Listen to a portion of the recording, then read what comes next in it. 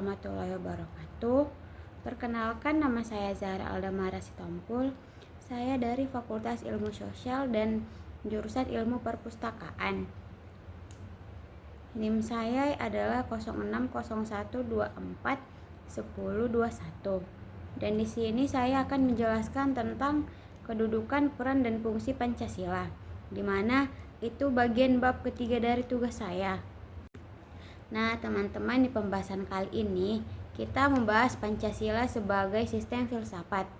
Secara etimologi, kata Pancasila berasal dari bahasa Sanskerta, yaitu panca artinya 5 dan sila artinya sebagai dasar. Prinsip atau asas yang Pancasila berlaku sebagai dengan ilmu dasar.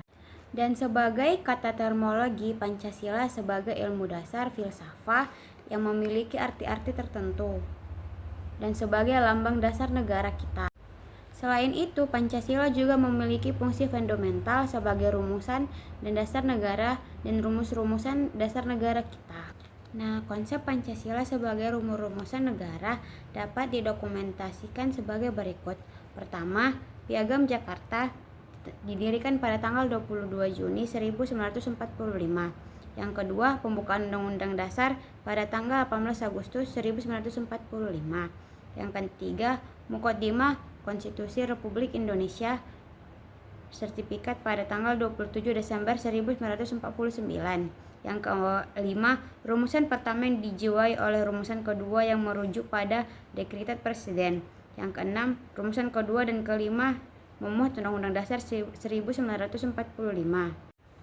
Dan pembahasan kedua yaitu kesatuan sila-sila Pancasila sebagai satu sistem filsafat. Nah, untuk itu secara filosofis, makna Pancasila sebagai suatu kesatuan sistem filsafat memiliki dasar secara ontologis, dasar empologis, dan dasar ekologis sendiri yang berbeda dengan sistem filsafat seperti mutualisme, legalisme, pragmatisme, komunisme, idealisme, dan lain-lain. Sila-sila Pancasila menurut kajian ontologis, hubungan yang kesesuaian dengan antar negara dan dikaitkan dengan Pancasila, yaitu hubungan antar negara satu dan sama lain dan perseorangan dengan melibatkan Pancasila. Sila pertama, kita tidak boleh melakukan hal yang di luar nalar ketika beribadah. Nah, di dalam sistem filsafat Pancasila ada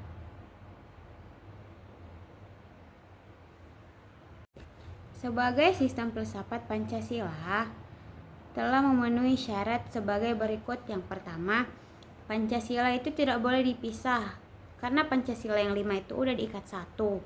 Kalau dipisah-pisah berarti kita sama saja mau tidak artikan adanya Pancasila. Yang kedua, Pancasila itu harus konsisten, tidak boleh urutannya dibalik-balik. Kayak kan yang pertama ketuhanan Maha Esa, yang kedua jadi keadilan sosial. Karena udah diurutkan dari ketuhanan, kemanusiaan, kerakyatan, dan kesosialan, terus setelah itu keadilan. Dan Tuhan menciptakan manusia itu memiliki target dan tujuan yang sama. Dan semua tujuan ini dicapai dengan Pancasila yang 5 tadi, yang ketuhanan, kemanusiaan. Yang ketiga, dari Pancasila yang 5 tersebut memiliki satu hubungan yang sama. Dan dari Pancasila yang pertama, yang kedua, ketiga, yang keempat, kelima, yang pertama ini memiliki hubungan yang terikat, tidak boleh dicerai belai dari Pancasila kelima tersebut. Dan yang keempat, adanya kerjasama dalam pembentukan Pancasila tersebut. Kerjasama yaitu kerjasamanya dalam berbangsa Indonesia. Semua masyarakat Indonesia, marilah kita mewujudkan Pancasila yang kelima tersebut. Jangan cuma diucapin aja, marilah kita laksanakan bersama-sama. Semua pengabdian berarah kepada satu tujuan. Dari Pancasila kelima tersebut memiliki satu tujuan yang sama, untuk memerdekakan Indonesia, membuat Indonesia jaya dari Pancasila tersebut. Nah, teman-teman, sekian persentase dari saya. Jika ada salah, saya minta maaf.